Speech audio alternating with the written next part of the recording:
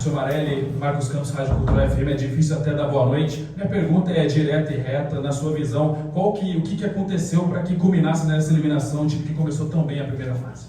Boa noite. Boa noite. Dividi os dois jogos, a gente não foi bem lá, fez um jogo ruim lá. A expulsão, obviamente, prejudicou muito a gente lá. Acho que se a gente tivesse com igualdade numérica, a gente não teria provavelmente perdido o jogo. E o jogo daqui hoje, acho que todo mundo viu. O goleiro deles foi extremamente feliz no jogo. Acho que mais de 8 defesas ali difíceis. Futebol faz parte, seguir em frente. A gente gostaria de estar classificado. Talvez a gente tenha feito até um dos melhores jogos da competição hoje, né? Mas enfim, a bola não entrou. Pedir desculpa à torcida que veio, né? A gente gostaria muito de ter classificado, trazer esse presente para a torcida.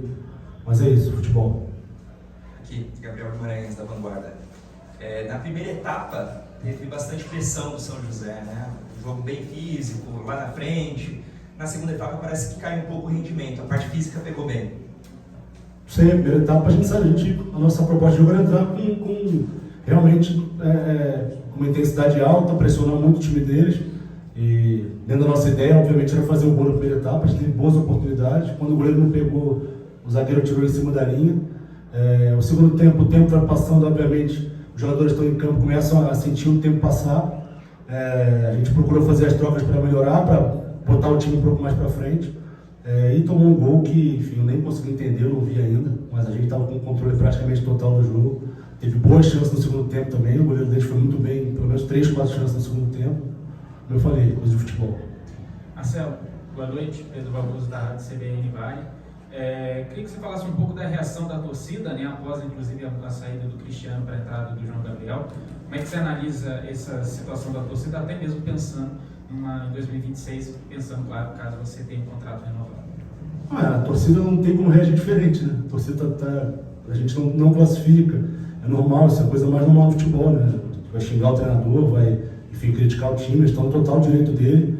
A gente teria que ter passado hoje, mas enfim, faz parte, é uma reação totalmente normal e aceitável. Marelli, boa noite, Valtenseiro, aqui escondido. 6 jogos sem vitória para o time que ganhou quase tudo na fase de grupos. Por que tamanho espaço assim de tempo sem vencer? Enfim, a gente é difícil até entender o porquê nesse momento, mas os jogos que passaram a gente tentou corrigir, a gente fez um grande jogo hoje, que na minha visão era para ter vencido o jogo. Enfim, como eu falei, coisas de futebol. Acho que a gente caiu muito de rendimento depois que se classificou, né? Quando a gente conseguiu a classificação praticamente virando de turno na primeira fase, a gente estava praticamente classificado. Então acho que a gente caiu de rendimento. A gente buscou mudar a equipe sempre, que eu como treinador, minha função é essa, tentar achar uma equipe que seja melhor, mudar. Mas infelizmente a vitória hoje não veio, que era mais importante. Se a gente tivesse vencido hoje, os 5 jogos ficavam para trás. Infelizmente hoje não aconteceu. Marelli, boa noite, Davi Souza da Rádio FM. Marelli, queria que você falasse da primeira substituição que você fez, né? A entrada do João Gabriel para a saída do Cristiano. Na transmissão, era falado sobre o Bruno Menezes, né, que não vinha bem no jogo. Por que optar pela saída do Cristiano, que era um ponto que vinha dando velocidade ali no contra-ataque, podendo resultar num contra-ataque e talvez num gol do São José? Então, a gente, tendo a nossa análise, o time deles começou a baixar demais a linha, o Cristiano não estava levando vantagem mais. A gente procurou botar o João Gabriel como um jogador que bate muito bem na bola parada, chute de fora da área, e tem o Bruno Menezes que vem levando vantagem no contra-um pelo lado, e tem um jogador canhoto para trazer para dentro, para botar essa bola na área. No primeiro tempo, a maioria das chances que a gente criou foi bola cruzada na área. A ideia foi essa, obviamente que a gente quer acertar, enfim. E é isso. Boa noite, Marcelo, Larissa Tchong, estudante do Colégio Planck.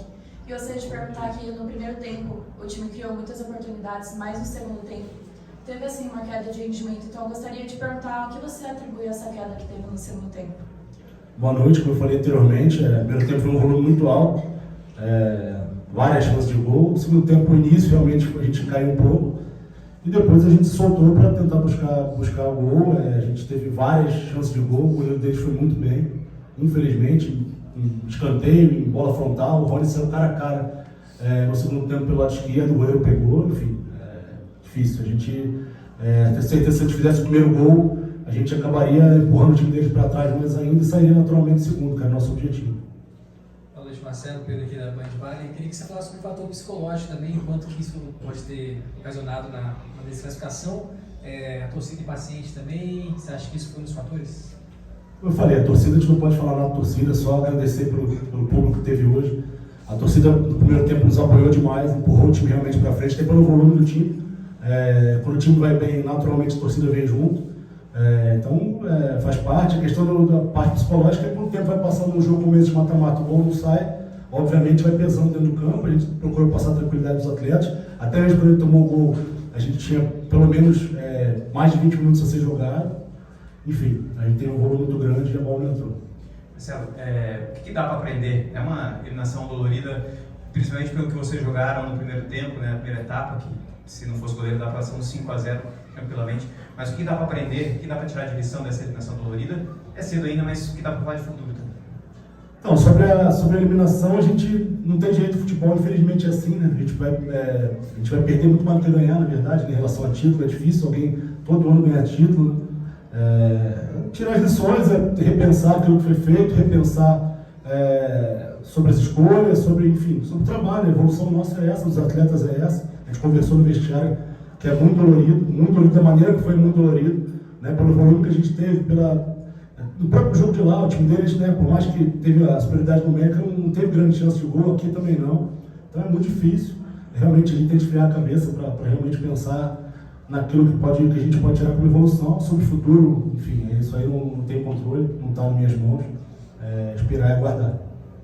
Agora, Marelli, uma pergunta para você sobre a questão física. O São José sofreu com muitas lesões ao longo da competição. Hoje, por exemplo, não pôde contar com uma liderança que é o Danilo Fidelis, né? O quanto isso atrapalhou, na sua visão, ao decorrer do campeonato, visto que você teve que mexer bastante no time? O que você tem a dizer sobre isso? As lesões que a gente teve, a maioria não foi lesão muscular. Então, a gente teve muita lesão de choque, lesão de trauma, que a gente não tem como controlar. O futebol hoje é muito intenso, é muito agressivo. Então, a gente perdeu realmente o Marlon, que a gente sentiu muito, e acabou perdendo o Fidelis no último treino, antes da viagem para Ribeirão Preto. Mas as lesões também fazem parte do futebol, não tem jeito, né? Você vê os times no alto nível, estão 7 jogadores lesionados, 8 jogadores lesionados, times com a estrutura magnífica. Então faz parte, a gente tem um grupo qualificado e a gente procurou usar da melhor forma. Marelli, o São José não fez um gol no Comercial. Na primeira fase todos pediam um centroavante, um goleador, que poderia chegar, arrebentar e também pisar na bola, né?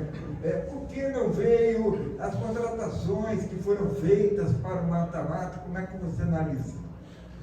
Enfim, é difícil, porque se a gente tivesse bola de cristal, soubesse que o Marlon ia se machucar, a gente certamente traria outro centroavante. O Marlon vinha numa evolução muito boa, no jogo com o São Bento ele já seria o titular, acabou saindo com 2 minutos. É um atleta que vinha entrando bem, vinha fazendo gol, o próprio Tanque também vinha ajudando muito. Então a gente julgou que a gente precisava trazer outras posições, a gente teve um goleiro machucado, que também não esperava. Enfim, o zagueiro que veio foi muito bem, Bruno, eu acho, o Luiz Otávio, no volante, foi muito bem também. Enfim, agora não adianta a gente querer achar dentro dessas situações, a gente esperava que o Marlon realmente não se machucasse, né? Ninguém vai esperar que o atleta se machuque, acabou machucando, quando machucou não era possível trazer mais ninguém. É isso, pessoal. Obrigado também. Valeu.